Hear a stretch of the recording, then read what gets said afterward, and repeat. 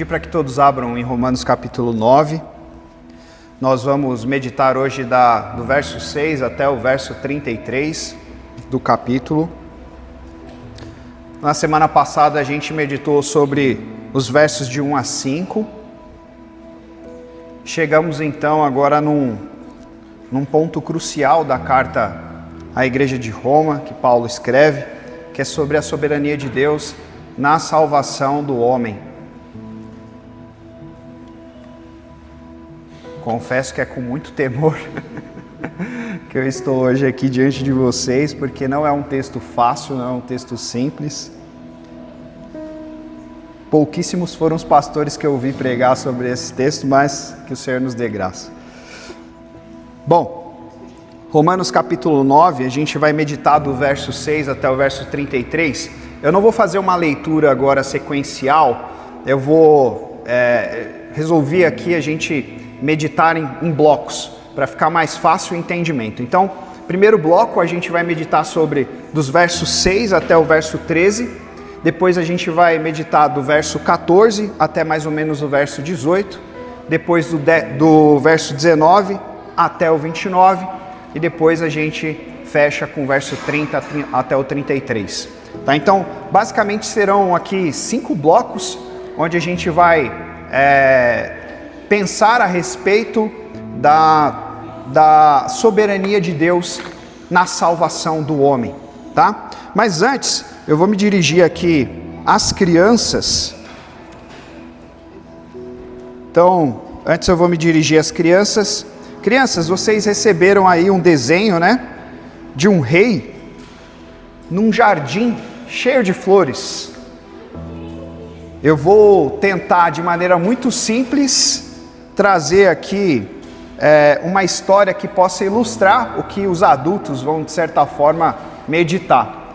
Então, crianças, peço que vocês prestem bastante atenção aqui, porque é uma história bem importante para vocês gravarem. O Rei e os seus 2 jardins é o nome da história.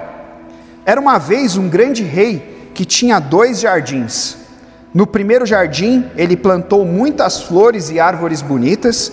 No segundo jardim, ele também plantou, mas algumas plantas não queriam crescer direito e viviam brigando entre si. Um dia, o rei disse: "Eu quero que no meu palácio haja um jardim especial com flores que expressem a minha glória." Ele não escolheu todas as flores do primeiro jardim, nem todas do segundo jardim. Ele escolheu as flores que cresciam fortes, porque recebiam a água que ele dava. Algumas flores diziam: "Mas isso não é justo. Por que o rei escolheu essas flores e não todas?" O rei respondeu: "Eu sou o dono do jardim. Eu cuido e escolho como quero. Mas todas as flores que expressam a minha glória, estas viverão no meu palácio para sempre." E sabe qual foi o segredo das flores escolhidas? Elas não eram as mais bonitas ou as mais rápidas para crescer. Elas eram as que bebiam da água e recebiam do cuidado do rei. O rei é como Deus. Ele chama para o seu palácio, que é a sua morada, o céu. Quem confia em Jesus e recebe o seu amor, recebe também o céu, a eternidade. Não é por sermos flores bonitas, crianças, ou por boas obras, mas porque Ele é bom e nos escolhe para estarmos com Ele. E ao final, eu quero que vocês depois decorem, vocês levem o versículo para o papai e para a mamãe de vocês, que é o Romanos 9:33, que é: "Aquele que confia em Jesus não será confundido." Amém? Agora vocês podem pintar aí o rei no seu palácio, cuidando das suas flores escolhidas para ele. Bom, vamos então aqui aos adultos. A história é um pouco parecida, mas não é tão simples assim. Mas que Deus nos dê graça essa manhã.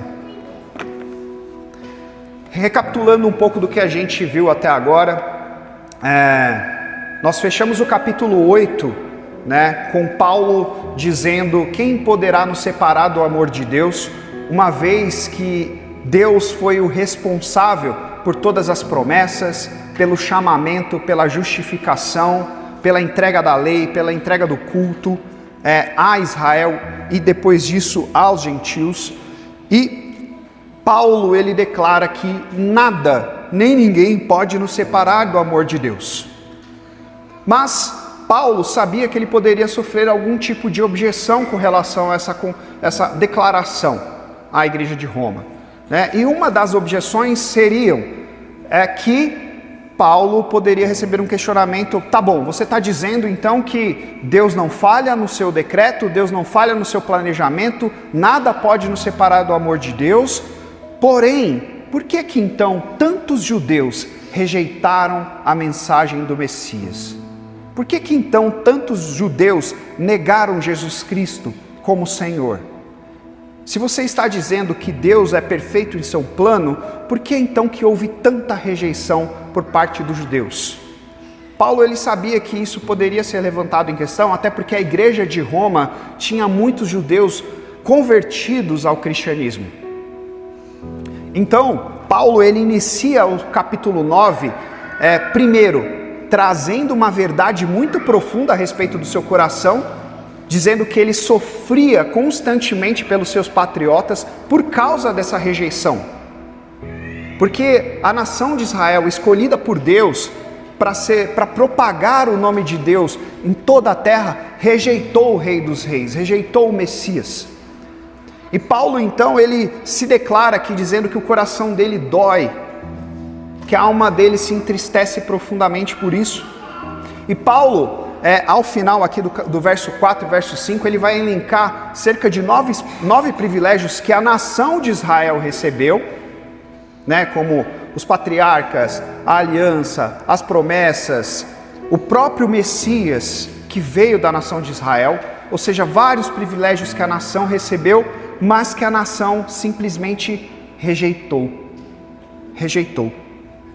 Então, Paulo, ele vai entrar agora do verso 6 até o verso 13 para responder uma seguinte pergunta, que é a pergunta que diz: será então que a palavra de Deus falhou, de certa forma? Porque houve tanta rejeição por parte dos judeus, será então que Deus, ele errou no seu planejamento? Será que alguma coisa não deu certo? E aí Paulo, ele vai explicar que não é bem por aí. Deus não falhou em seu decreto, Deus não falhou no seu planejamento, não houve absolutamente nada no seu plano e no seu propósito eterno que houvesse algum tipo de erro. E aí Paulo, ele diz assim, do verso 6 até o verso 13, por isso eu peço que você me acompanhe. E não pensemos que a palavra de Deus falhou, porque nem todos os de Israel são de fato israelitas. Nem por serem descendentes de Abraão são todos filhos. Pelo contrário, por meio de Isaque será chamada a sua descendência. Isto é, não são os filhos da carne que são filhos de Deus, mas os filhos da promessa é que são contados como descendência. Porque a palavra da promessa é esta: por esse tempo voltarei e Sara terá um filho. E isso aconteceu somente com ela. Isso não aconteceu somente com ela, mas também com Rebeca, ao conceber de um só de Isaque nosso pai. E os gêmeos ainda não eram nascidos, nem tinham feito o bem e o mal, para que o propósito de Deus quanto à eleição prevalecesse, não por obras, mas por aquele que chama. Quando foi dito a Rebeca: o mais velho servirá ao mais moço, como está escrito: amei Jacó, porém desprezei Esaú. Bom, aqui Paulo, ele já começa dizendo: olha, a palavra de Deus não falhou. Existe um Israel étnico, sim, uma nação chamada por Deus, mas mais do que isso, existe um Israel espiritual. A promessa de Deus, a palavra de Deus para a salvação de Israel não é para o Israel étnico, não é para os descendentes de Abraão biologicamente, de sangue, mas sim para os descendentes de Abraão, descendentes dele vindo espiritualmente. E aí, ele coloca aqui dizendo, porque por meio de Isaque será chamada a sua descendência, isto é, não são os filhos da carne que são filhos de Deus, mas os filhos da promessa é que são contados como descendência, porque a palavra da promessa é esta: por esse tempo voltarei e Sara terá um filho. Então Paulo ele já começa a introduzir um assunto aqui.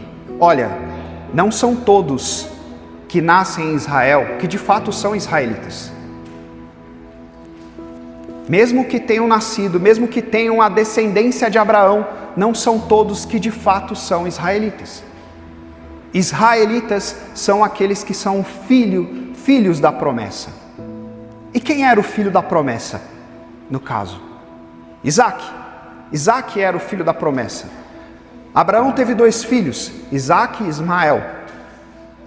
Né? E Paulo ele vai descrever um pouco dessa situação depois também com Esaú e Jacó, trazendo a mesma comparação. Abraão, quando ele percebe que ele toma aquela promessa por parte de Deus, dizendo: olha, você vai ser pai de muitas nações, você vai ter um filho, e a sua família vai ser próspera, e vai ser tão numerosa quanto a areia do mar, quanto as estrelas do céu. E o tempo foi passando, e Sara também, percebendo que o tempo ia passando, e já avançada em idade e estéril, o que ela pensou? Opa, deixa eu dar um jeito aqui nessa promessa, porque eu acho que Deus precisa de uma mãozinha aqui, para que o plano dele não falhe. O que ela fez? Ela pega a sua escrava Agar, e fala: vai deitar com meu marido. Abraão tem relações com Agar, e aí vem Ismael. Porém, Deus diz a Deus diz a Abraão: olha, não é do filho da escrava que será a sua descendência, mas é do filho da promessa. O que Deus já está querendo dizer aqui?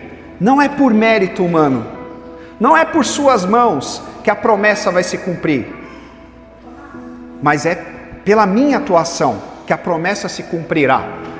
Então, Paulo ele já deixa bem claro: olha, é o seguinte, nem todos que são israelitas, que nasceram em Israel, são de fato descendentes espirituais de Abraão.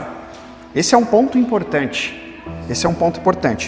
E aí, ele dá uma sequência aqui dizendo: e isso não aconteceu somente com ela, mas também com Rebeca, ao conceber de um só, de Isaque, o nosso pai, os gêmeos, que ainda não eram nascidos, nem tinham feito bem e o mal, para que o propósito de Deus, quanto à eleição, prevalecesse não por obras, mas por aquele que chama. E quando foi dito a Rebeca: o mais velho servirá ao mais moço, como está escrito: amei Jacó, porém desprezei a Esaú. Paulo então ele já inicia agora um passo 2. Ele diz: nem todos que são de Israel são de fato israelitas, somente os filhos da promessa. E aí Paulo ele já acrescenta mais uma camada de complexidade aqui. Outro ponto: os filhos da promessa não fizeram nada para serem filhos da promessa, absolutamente nada. Não é mérito, mas é referente à eleição de Deus.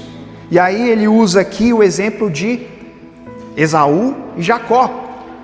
Rebeca também era estéril, não poderia ter filhos. Isaque ora, Deus responde e ela tem gêmeos.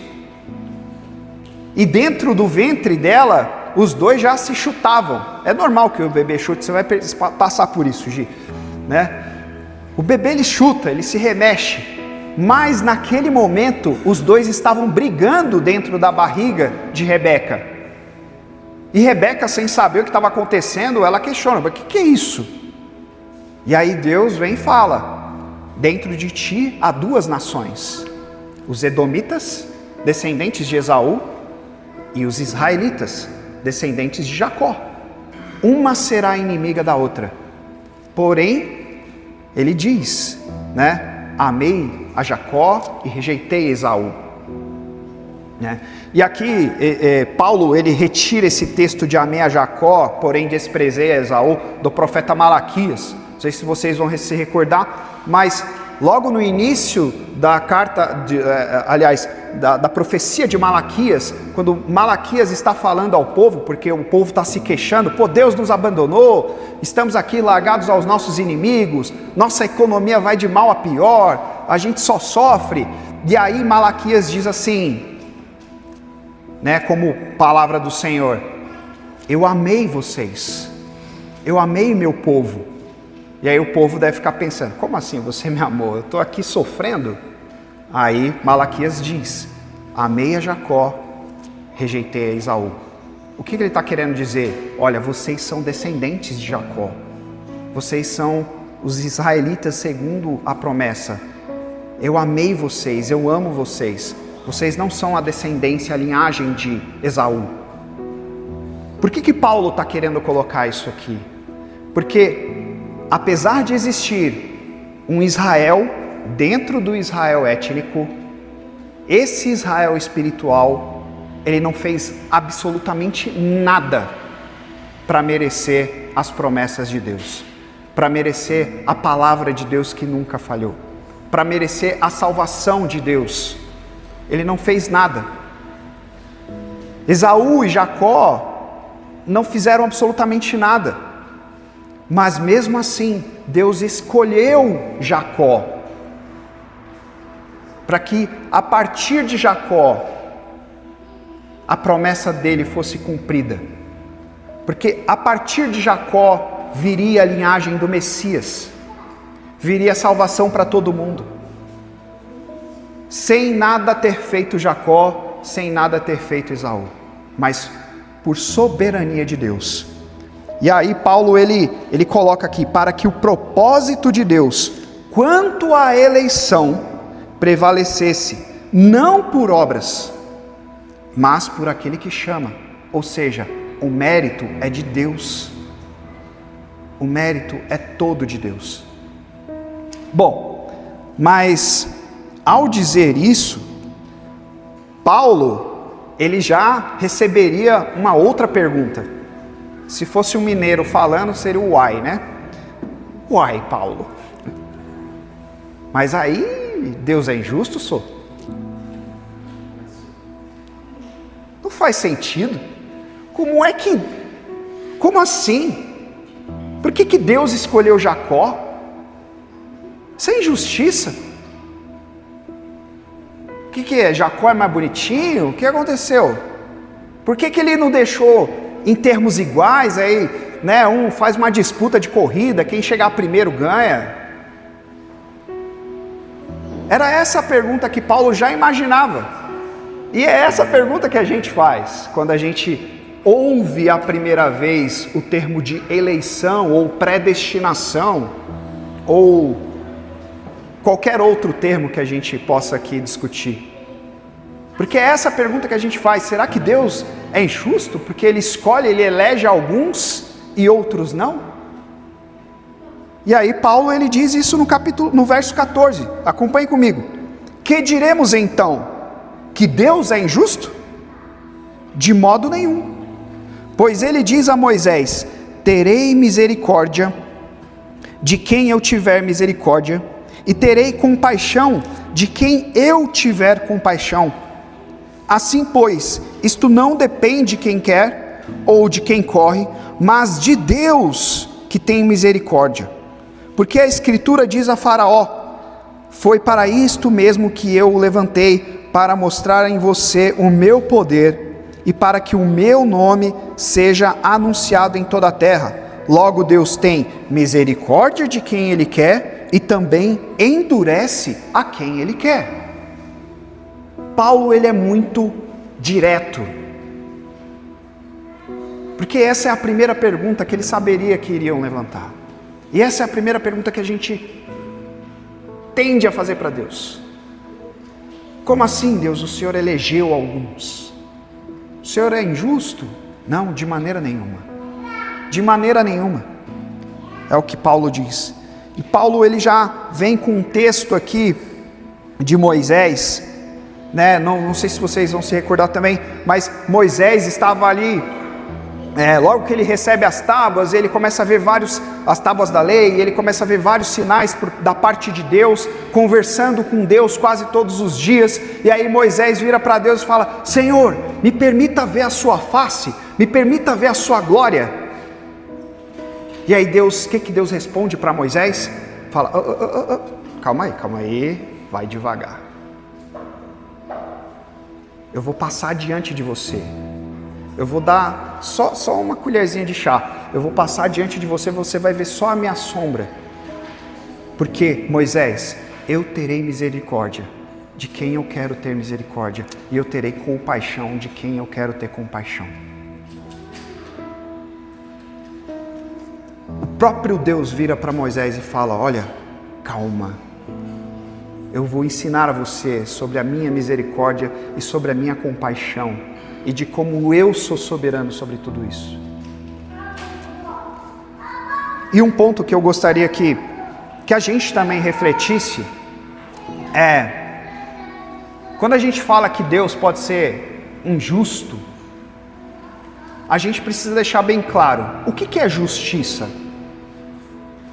O que é o conceito de justiça? Justiça nada mais é do que reconhecer aquilo que nos é meritório. Ou seja, se a gente merece algo, devemos receber aquele algo. Isso é justiça, certo?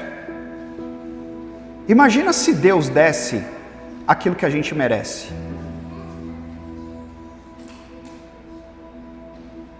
Ele estaria cumprindo a sua justiça. Porque justiça é isso, reconhecer aquilo que você merece. Lá no trabalho, quando você vira para o seu patrão e fala: eu mereço um aumento de salário. Estou trabalhando aqui 13, 14 horas por dia, fiz um projeto que foi muito bem sucedido, quero participação maiores nos lucros, porque eu estou fazendo com que a minha empresa, a sua empresa, patrão, avance cada vez mais. Ora, é justo, se você está contribuindo, você merece. Não é verdade? Mas, e na nossa relação com Deus? A nossa salvação, ela é de fato meritória? Eu posso chegar a Deus e falar assim: o Senhor precisa, Senhor, é o seguinte, o Senhor me deve, sou um filho bom. Ou será que é o contrário? Porque se Deus tiver que reconhecer aquilo que nós merecemos, o que de fato nós merecemos da parte de Deus? Essa é uma pergunta importante a se fazer. O que eu, Caio, mereço da parte de Deus? Então, por isso que Paulo ele já introduz aqui: terei misericórdia de quem eu quiser ter misericórdia, e terei compaixão de quem eu quiser ter compaixão. Porque não se trata somente da justiça divina, mas da misericórdia de Deus. Porque se nós quisermos requerer alguma coisa da parte de Deus, a única coisa que a gente vai ter de mérito, a única coisa que a gente vai receber de Deus é condenação. É condenação. Por isso que Paulo também diz no verso 16, não depende de quem quer ou de quem corre, mas de Deus exercer a sua misericórdia. A salvação não depende do meu esforço, a salvação depende da misericórdia de Deus, do chamamento eficaz de Deus. E aí, ele continua no verso 17 dizendo: porque a Escritura diz a Faraó, foi para isto mesmo que eu o levantei, para mostrar em você o meu poder e para que o meu nome seja anunciado em toda a terra. Logo, Deus tem misericórdia de quem quer e também endurece a quem Ele quer. Ou seja, Deus também endurece corações. Faraó, quantas vezes Faraó recebeu a visita de Moisés, Moisés indo lá com Arão, e falando a Faraó: Faraó, deixa meu povo ir, liberta o meu povo, deixa meu povo cultuar no deserto. Faraó, eu tenho uma mensagem para você: eu sou o que sou, o Deus de toda a terra pede para que você liberte o povo. E o que Faraó fazia? Endurecia o seu coração e falava não.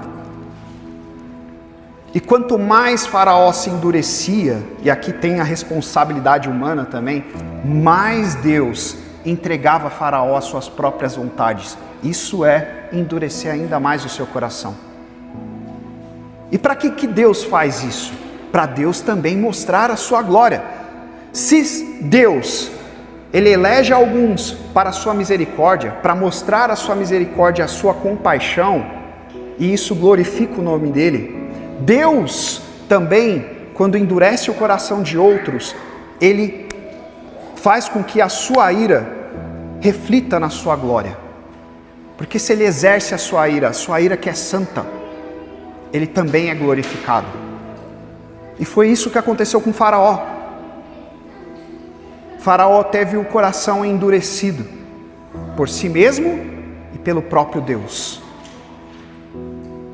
E por causa disso, por causa do endurecimento de Faraó, todos nós agora, e todo mundo sabe como é que houve o êxodo, como é que aquela nação de Israel, como é que aquele povo hebreu foi liberto através das pragas que Deus enviou, justamente para humilhar os deuses egípcios, e justamente para humilhar Faraó, e para que o nome dele fosse propagado em toda a terra. Então Deus, Ele exerce misericórdia com quem Ele quer exercer misericórdia, mas Ele também endurece a quem Ele quer endurecer. E aí a gente vai ter um terceiro why aqui, uma terceira objeção, uma terceira pergunta.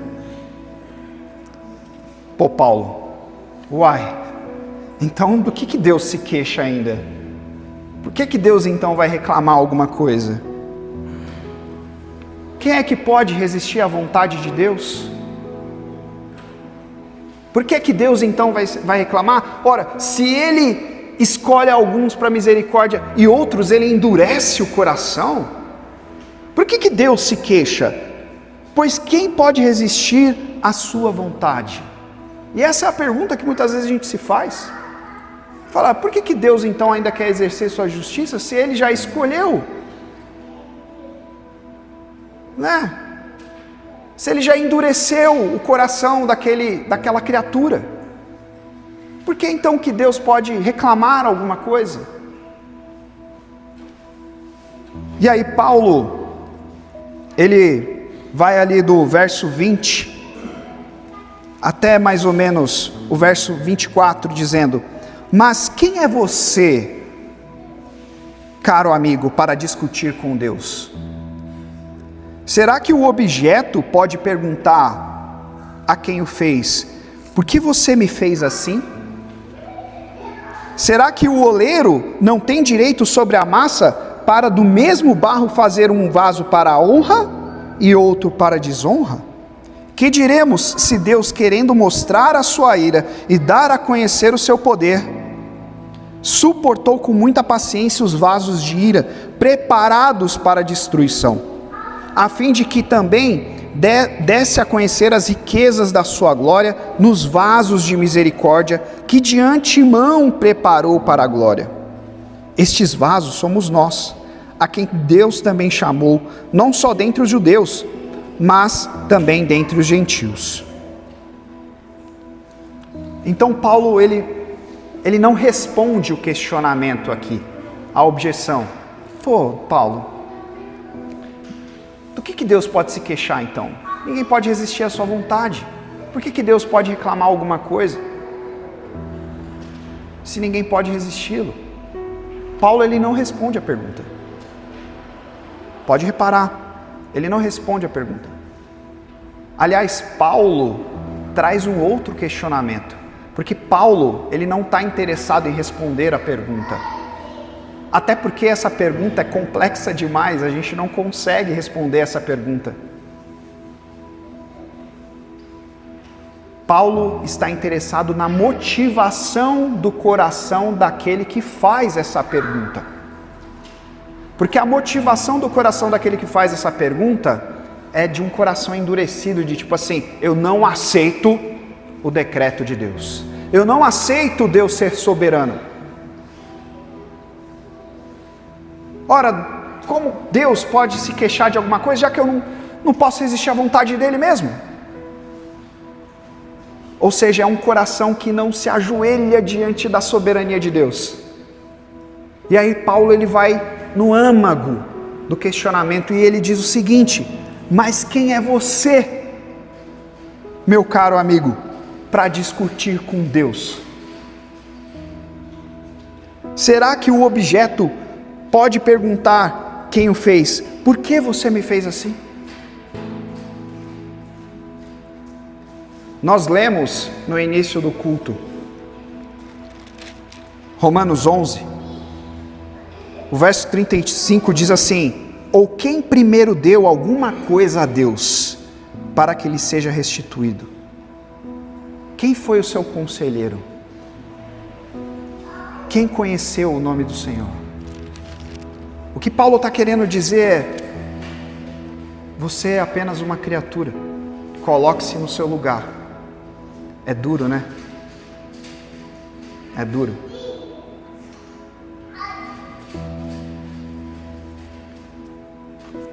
E muitas vezes a gente não quer se colocar no nosso lugar de criatura. E a gente quer questionar o decreto, a soberania, o planejamento de Deus. Mas essa é a resposta que Paulo dá. Coloque-se no seu lugar. Dobre-se diante de um Deus que é soberano. Será que o oleiro não tem o direito sobre a massa, para do mesmo vaso fazer um vaso para a honra e outro para a desonra? E aí Paulo ele evoca aqui também uma passagem do Antigo Testamento, em Oséias, onde ele fala sobre o oleiro. Aliás, Oséias não, em Jeremias, onde ele fala sobre o oleiro, que é: Deus faz da mesma massa vasos para a honra e outros para a desonra, para que a glória dele seja manifesta. Para os vasos de honra, para que a compaixão e a misericórdia dele seja conhecida; para os vasos de desonra, para que a ira dele seja reconhecida. Porque Deus é misericordioso, mas Deus também é justo. E Deus precisa castigar todo e qualquer pecado. Porque se Ele não fizer assim, Ele não é um Deus santo. Então, por isso que Paulo fala, olha, a fim de que desse a conhecer as riquezas da sua glória nos vasos de misericórdia, e estes vasos somos nós. E ele diz também sobre os vasos de ira: suportou com muita paciência os vasos de ira preparados para a destruição. E Paulo ele vai continuar aqui agora a respeito de um chamado do povo verdadeiro de Deus, o chamado eficaz. Ele fala isso do verso 25 até o verso 29. Ele diz o seguinte: como também diz em Oséias: chamarei de meu povo ao que não era meu povo, e de amada a que não era amada. E no lugar em que lhes foi dito: vocês não são o meu povo, ali mesmo serão chamados filhos do Deus vivo.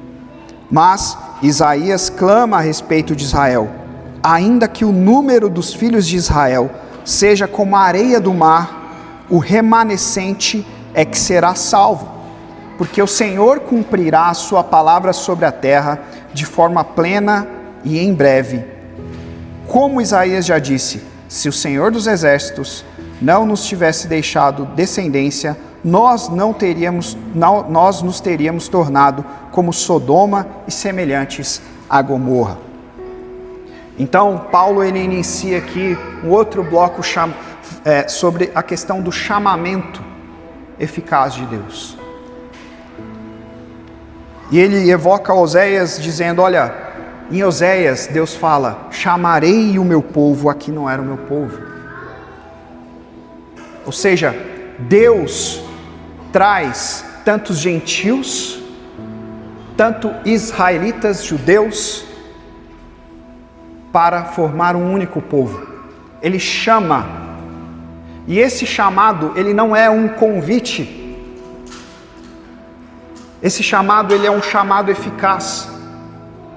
Quando Deus chama o seu eleito responde e vai até Deus. Ou seja, o plano de Deus é infalível. É impossível que Deus deixe o seu eleito negá-lo. É impossível. O chamado de Deus é um chamado eficaz. Repare, inclusive, nos chamados dos apóstolos. Quando Jesus Cristo, ele vai a todos os apóstolos, o que ele fala? Vem e segue-me. Nenhum deles, absolutamente nenhum deles falou, não quero. E levantando Mateus, foi e seguiu Jesus.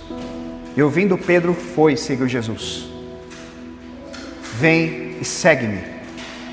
O chamado de Deus é um chamado eficaz. É um chamado que não tem como dar errado. E é isso que Paulo diz. Ainda que o número dos filhos de Israel seja como a areia do mar, o remanescente é que será salvo. Ou seja, ele está novamente evocando aqui, por mais que haja um Israel numérico, uma nação étnica, biologicamente, descendente de Abraão, existe um remanescente. E este remanescente é o meu povo. É o meu povo. Este povo eu escolhi e eu o chamei. E eles vão ouvir a minha voz e vão me seguir. Assim como os gentios, aqueles que nós que não éramos para ser chamados de povo de Deus, mas uma vez pelo Messias, a propagação da sua palavra de salvação nos atingiu, e uma vez que a sua igreja ouve o seu chamado, a sua igreja responde o seu chamado, então ela é salva. E aí ele fecha lá em 29, verso 29, dizendo, se o Senhor dos Exércitos não nos tivesse deixado descendência, nós teríamos nos tornado como Sodoma e semelhantes a Gomorra. Ou seja, se o Senhor dos Exércitos, se o próprio Deus não nos tivesse chamado, se Deus não tivesse agido, nós teríamos sido destruídos. Paulo novamente está confirmando que a salvação, ela depende única e exclusivamente do chamado de Deus. E Paulo, ele vai fechar agora do verso 30 ao verso 33, também falando um pouco sobre a responsabilidade humana. A responsabilidade humana. Porque existe sim, irmãos, a soberania de Deus, mas existe também a nossa responsabilidade. E aí ele fala o seguinte, que diremos então? Que os gentios que não buscavam a justificação vieram alcançá-la, a saber, a justificação que decorre da fé, e que Israel, que buscava a lei de justiça, não chegou a atingir essa lei. Por quê? Porque não a buscou pela fé, mas como que por obras. Tropeçaram na pedra de tropeço, como está escrito, eis que ponho em Sião uma pedra de tropeço e rocha de ofensa, e aquele que nele crê não será envergonhado. O que ele está querendo dizer? Olha, Deus estendeu a salvação agora aos gentios. E Deus fez isso porque Israel, ele buscou a salvação não pela fé, mas Israel rejeitou a fé. E Israel buscou a salvação por meio das obras, por meio do cumprimento da lei. Ou seja, eles tropeçaram na pedra de tropeço. Foi Israel que escolheu. Foi Israel que decidiu seguir por um outro caminho. Caio, mas você passou quase 30 minutos aqui falando que Deus elege, que Deus é quem endurece, que Deus é quem dá compaixão. E agora Paulo vem e finaliza com isso. Olha, a responsabilidade de Israel. É um mistério.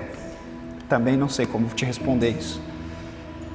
Mas o fato é que há, sim, um chamamento que é eficaz, que é soberano. E há também a responsabilidade humana. Porque ninguém vai para o inferno querendo ir para o céu. E ninguém vai para o céu desejando o inferno. Chega lá de supetão. O que estou fazendo aqui no céu? Não, isso é um eleito. Mas eu fiz tanta coisa errada. Eu odiei a Deus. Não, mas você foi escolhido. Não existe isso. Assim também não existe aquele que vai para o inferno e fala, mas eu amava Deus, eu queria tanto Deus. Ah, mas você não é eleito, paciência, você vai para o inferno. Não existe isso. Bom, algumas aplicações práticas para a gente finalizar aqui. Primeiro, é importante que a gente se coloque no nosso lugar. A gente tem que se curvar à soberania de Deus. Deus é o oleiro, nós somos o barro. A gente não tem que reconhecer direito nenhum.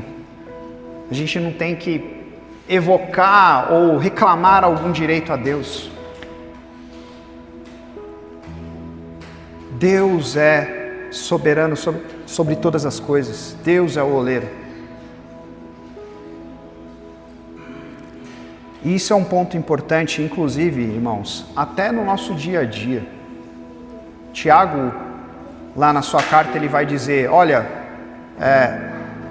não planeje alguma coisa dizendo, amanhã eu farei isso, ou amanhã eu farei aquilo. Não, diga, se o Senhor quiser, então farei isso ou aquilo. Porque é Deus quem é soberano. Muitas vezes a gente faz tantos planejamentos e a gente se acha dono da nossa vida e temos o controle de tudo. E não é assim. Não é nem um pouco assim. Quantos aqui conseguem controlar a batida do seu coração? Quantos aqui conseguem controlar a sua pressão cardíaca? Ninguém consegue controlar absolutamente nada. Então, dessa forma, a gente tem que se curvar diante da soberania de Deus. Temos que reconhecer que somos apenas vasos. Deus é o oleiro. Quem sou eu para questionar alguma coisa? Segundo, a segurança do crente. Irmão, se você crê em Cristo, se você ama Cristo, se você luta diariamente contra o seu pecado, se você ora ao Senhor para que o seu coração seja cada dia mais quebrantado pelo Espírito Santo de Deus, isso não é fruto da sua escolha, isso é fruto da misericórdia de Deus. E isso já prova que você foi chamado desde a eternidade. E isso é uma segurança. Porque, como Paulo disse aqui, o chamado de Deus não falha. Ele é infalível. A promessa de Deus não falha para o cristão. Não falha. Mesmo quando muitas vezes a gente erra, peca, e às vezes a gente, será que agora eu perdi a salvação? Não depende de você. Não depende de você. Se você é um cristão que crê em Cristo, que reconhece seus pecados, então descanse na soberania dele. Terceiro, isso nos traz confiança para evangelizar. Porque uma vez que não depende de nós, mas sim de Deus cumprir o seu propósito, ou seja, quem é que convence o ser humano da justiça, do juízo e do pecado? Quem é que convence? O Espírito Santo. Não sou eu aqui em cima que vou convencer ninguém aí. Isso seria um fardo imenso para um pregador, para um evangelista, para um missionário que deixa a sua casa e vai evangelizar qualquer um. É um fardo que não tem como ser carregado. Mas, se Deus, Ele vai cumprir o seu propósito, então o evangelista, o missionário, a igreja vai anunciar a verdade de Deus com confiança, porque Deus vai salvar os seus eleitos. Quarto, humildade e gratidão. Nenhum mérito é nosso e toda a glória é de Deus. Isso é um ponto extremamente importante. Se estamos aqui hoje, a gente não tem que arrogar nada. Muitas vezes a gente olha para alguma pessoa que não conhece a Deus, ou algum ímpio que faz cada atrocidade, e aí às vezes a gente pode até se colocar num patamar, né, de Deus, esse tipo de coisa eu não faço não. Cara, você só não faz porque Deus foi misericordioso com você. Porque se Deus não fosse, você seria capaz às vezes de fazer coisa pior. Então, aqui a gente tem que se colocar num lugar de humildade e de gratidão porque Deus nos chamou. Deus nos chamou por sua misericórdia e Deus tem demonstrado a sua misericórdia e compaixão na nossa vida. Nós temos que ser gratos por isso. Aleluia, porque Deus tem nos trazido para perto dele.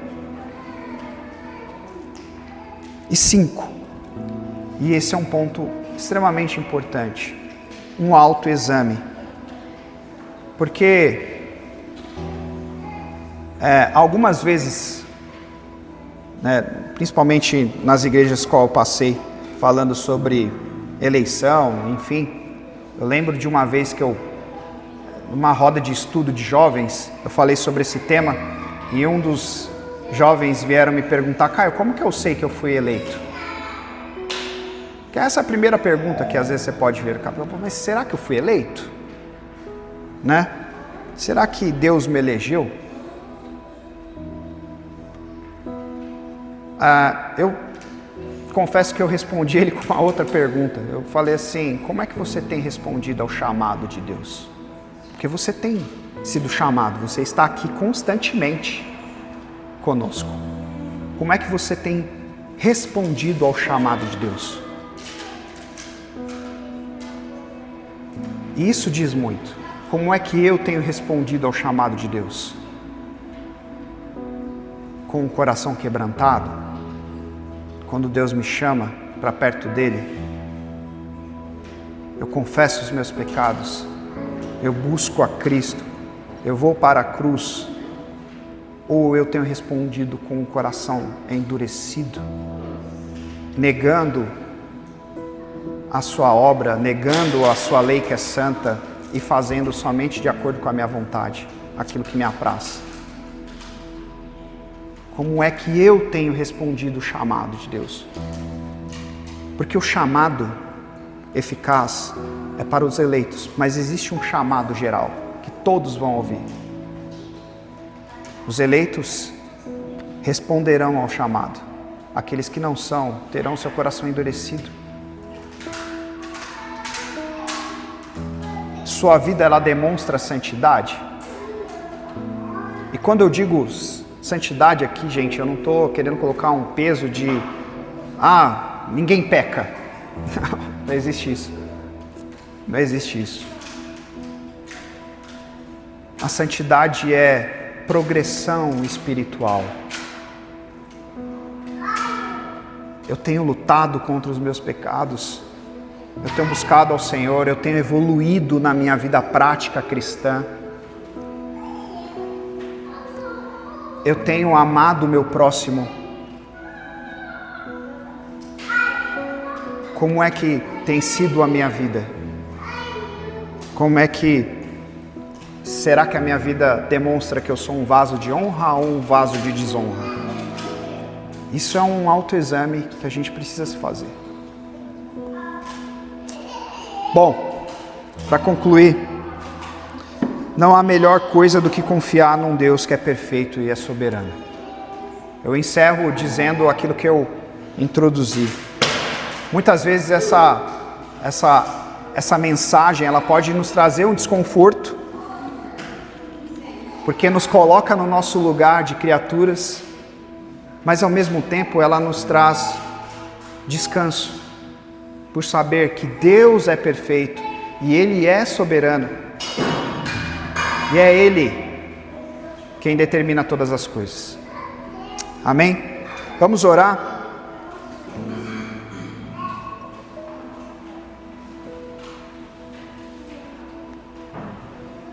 Senhor Deus, nós louvamos o Teu nome, obrigado pela leitura da Tua palavra.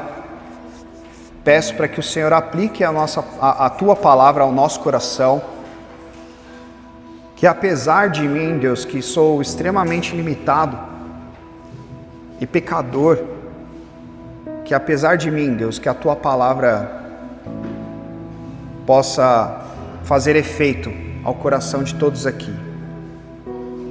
Que aquilo que nós aprendemos aqui, Pai, possa nos colocar no nosso lugar de criaturas, possa fazer com que a gente exalte a Tua soberania, possa nos fazer confiar no Teu chamado, na eficácia do Teu chamado, e possa nos levar a um autoexame também.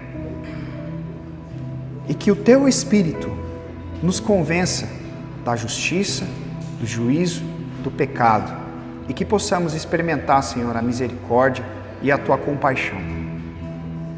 Sê com a Tua igreja, Deus. E eu Te louvo, Pai, porque a Tua igreja tem avançado e o Senhor há de cumprir a salvação a todos aqueles que foram eleitos soberanamente, desde a eternidade. Em nome de Jesus que nós oramos. Amém.